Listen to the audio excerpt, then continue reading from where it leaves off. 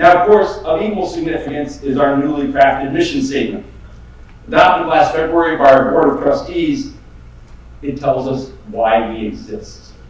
Inspiring lives of purpose through education grounded in a spirit of discovery. University Liggett School is a community committed to excellence in teaching and learning. We nurture curiosity, instill confidence, and foster personal and collective growth, thereby empowering young people, that's you, to shape a brighter future for all. Like the core values, our mission can serve as a source of much reflection and conversation as we consider its full meaning and live into its spirit. For example, words and phrases like spirit of discovery, curiosity, and confidence are again not idle words, but instead lead us all back to the Liggett Approach, the educational philosophy that underpins everything we do here at University Liggett School. That approach lives out in your classrooms, and you have embodied it in many ways.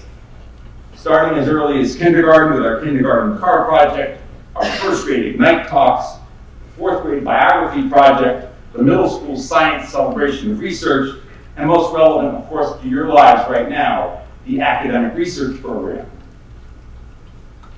For our time together today, I'd ask us just to consider a few words of our mission that are slightly different phrases. Inspiring lives of purpose. Allow us just for a minute to wonder what lives of purpose might look like. I would submit to you that if you take a moment to pause and reflect, you will find in many ways all around you lives of purpose that are encouraging and inspiring for all of us. So today, I'd like to share with you one story of a teenager who lives a life of purpose, a life of purpose that I got to experience. A teenager not unlike many of you. Now this story begins with a letter. Here it is. An old-fashioned, handwritten, properly addressed letter with a stamp in the upper right-hand corner. And no, it is not from my 94-year-old father. In fact, it's from one of my former students, a young man named James. This letter arrived in my mailbox 2 days after I arrived in California in July of 2021 to begin a magical 2-year experience as the interim head of school at Chapel School. It was sent to me by one of my former students in Mississippi, a young man named James at St. Andrew's Episcopal School.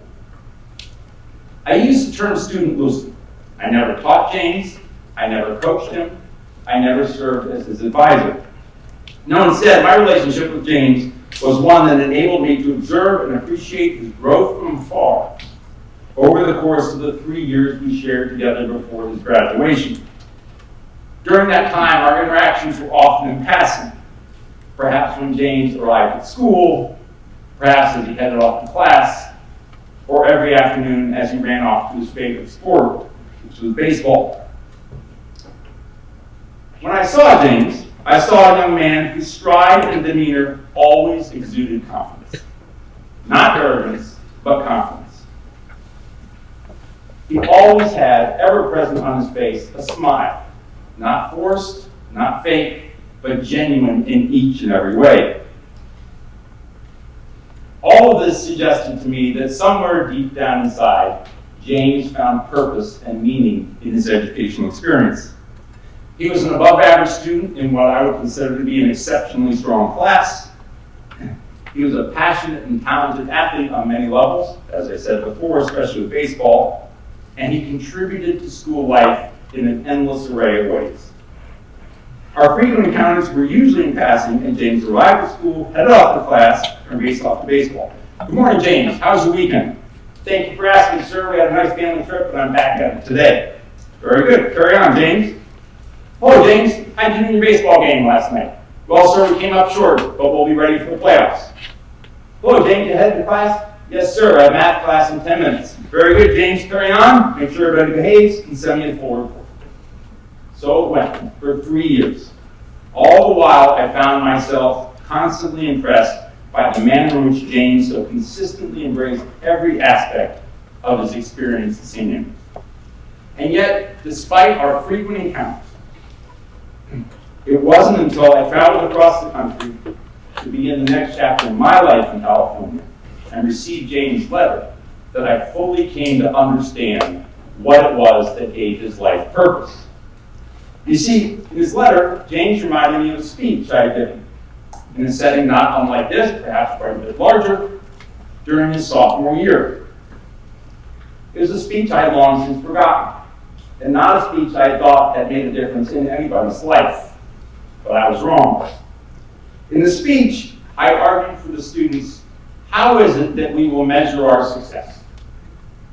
I argued to them that success is not measured by the amount of money in your bank account, the size of your house, or even more superficially, the number of followers you have on social media. No, instead I argued for them that success is measured as a feeling from within. And I suggested to them that in today's world, when your lives are exponentially more complicated than mine ever was as a teenager, sometimes the best thing you can do is try to simplify things down to their most basic level. So I argued for our students that instead of looking for superficial measurements of success, they should look from within. And if each and every day, when we reflected on our day, we compared our day to one simple standard, we would all be successful. So I said to the students, look within and ask yourself, do every one of my thoughts, words, and actions make my family proud, make my school proud, and make myself proud? If you do, you are bound to be a success and live a life of purpose. So as you go about your year this year, when it all becomes too complicated, and you all can't find meaning in what you're doing, stop just for a moment and say to yourself, do I make my family proud? Do I make my school proud? Do I make myself proud? And if you do, we can all be a little bit more like James. With that, have a great year.